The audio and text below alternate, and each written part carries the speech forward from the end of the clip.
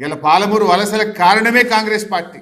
హైదరాబాద్ సొంత రాష్ట్రంగా ఉండుంటే ఆ ప్రాజెక్టులు పూర్తయి ఉంటుండే నల్లగొండ ఫ్లోరైడ్ బాధలు తీరు, పాలమూరుకు వలసల బాధలు తప్పేటి. ఇలా కలపడం ఒక పెద్ద తప్పు, కలిపిన తర్వాత ఆ ప్రాజెక్టులను రద్దు చేసి పాలమూరు నల్లగొండ జిల్లాలకు మరణ శాసనం రాసిందే ఈరోజు కాంగ్రెస్ పార్టీ. ఇలా కాంగ్రెస్ పార్టీ నాయకులు మాట్లాడుతూ ఉంటే నవ్వు వస్తూ ఉంది.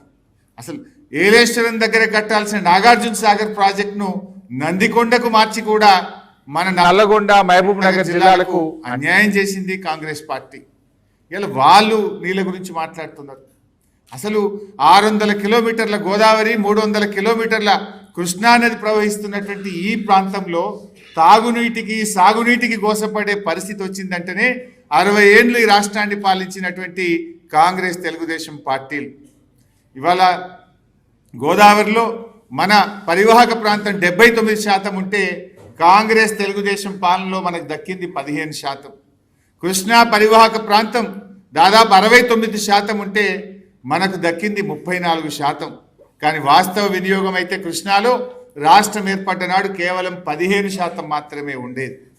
ఈ రకంగా కాంగ్రెస్ పార్టీ అసలు రాష్ట్ర విభజనలో కూడా సెక్షన్ 84ను పెట్టి నీళ్ల పంపకాలు చేయాలని చెప్పి మనకు అన్యాయం చేసింది కూడా కాంగ్రెస్ పార్టీయే.